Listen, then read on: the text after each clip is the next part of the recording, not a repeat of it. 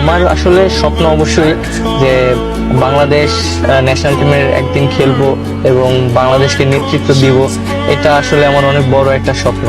আমার উদ্দেশ্য হলো আমি অনেকদিন ক্রিকেট খেলতে চাই, যেমন 15 বছর ক্রিকেট খেলতে চাই এবং ওয়ার্ল্ড র্যাঙ্কিংয়ে অলরাউন্ডারের খাতায় নাম আসতে চাই। তিনি গ্রিক দেবতা নন রোমান কোন গ্ল্যাডিয়েটর। 22 গজের যুদ্ধে তিনি অদম্য এক যোদ্ধা মেহেদী হাসান মিরাজ, যে নামটা বাংলাদেশ ক্রিকেটে এক আশার নাম, ভরসার নাম। A superstar of the present and the future. We got the chance to catch up with Mehdi Hassan Miraz. আইসিসির বর্ষসেরা ওয়ানডে দলে মেহেদী হাসান মিরাজ।